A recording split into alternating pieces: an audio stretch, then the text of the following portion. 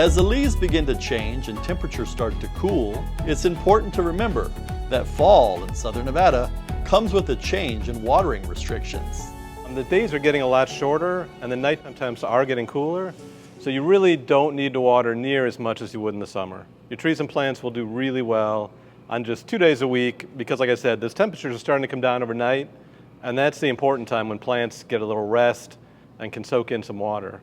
So you don't need the full 4 days a week like you did in the summer.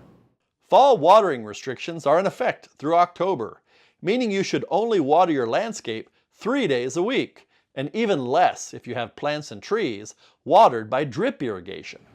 With drip irrigation, the key really is to water longer. And that's usually the big mistake that most people make with drip. Depending on the flow rate of your emitters, you should be watering anywhere from a half hour to up to 90 minutes. So you don't usually need to add more days, you just have to make sure you're watering long enough. We see a lot of homes where people water 5-10 minutes on drip like they're watering grass, and that's not enough. So typically, if you just take it to 2 days, but get those run times longer so the water can really soak into the ground and get deep in, your plants will survive on that. If your plants look stressed coming off summer, you can hand water them with a garden hose. You can hand water whenever you want as long as you're there hand watering, but it's not the most effective way to water because it's usually just sitting on the surface, whereas your drip irrigation is really going slow and getting down in the soil.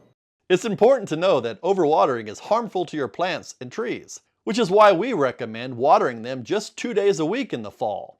Deep and infrequent watering provided by drip irrigation is best because it encourages a deep root system, which makes plants and trees drought tolerant. Check all your emitters, make sure everything's working all right.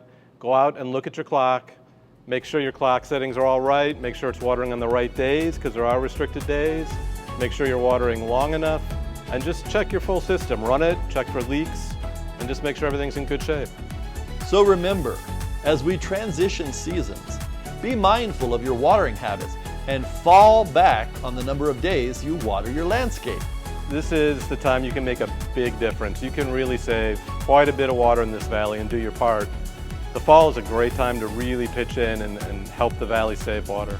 Find more watering tips on snwa.com.